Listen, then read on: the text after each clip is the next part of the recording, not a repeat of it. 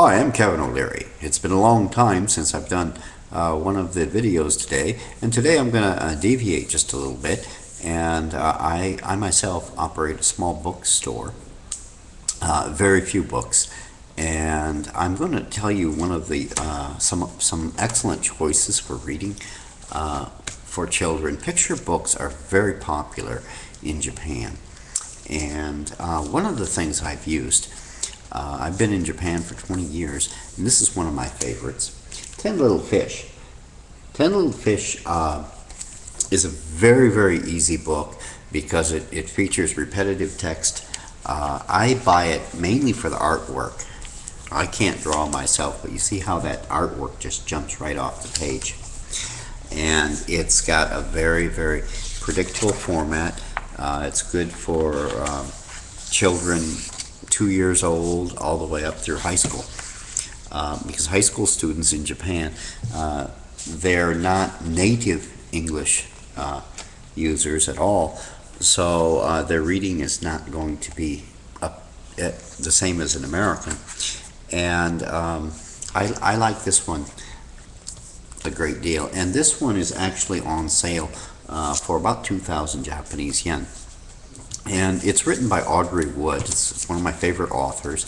And Audrey Wood's books are either illustrated by herself, by her husband Don Wood, and most recently, in the case of the 10 Little Fish, that was illustrated by her son Bruce, which used a lot of new computerized technology. So it has a slightly different appearance. Here's another book that's put out by the Woods, and this is the Piggies. And this, once again, also has a predictable format. It's very good for 2 and 3-year-old kids, 5, 6-year-old kids as well. And it follows very, very nice, predictable format. Teaches kids some hard to use adjective forms, like I have 2 silly little piggies, I have 2 fat little piggies, and it's a finger play where the kids can all participate, and it's all about these wild little piggies, which are actually your fingers that keep you awake at night and keep you from going to sleep.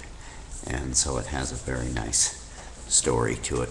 This is an American classic. It's not written by Audrey Wood, so I'm going to, but this is a book that almost all American children know, but it's also very useful for Japanese because Japanese kids can practice the days of the week. For example, in the middle section, on Monday, on Tuesday, etc.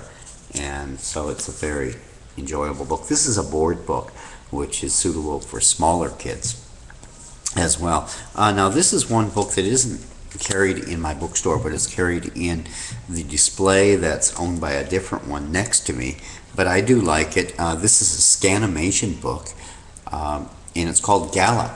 And you see, open up the book, and of course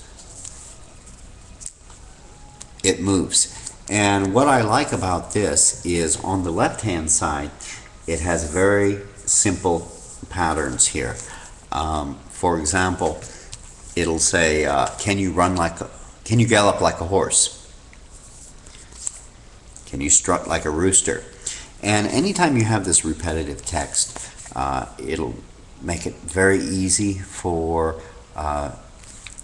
English learners to read. And they can also learn verbs. Often in school, they'll only choose one, spring, for example, as a verb.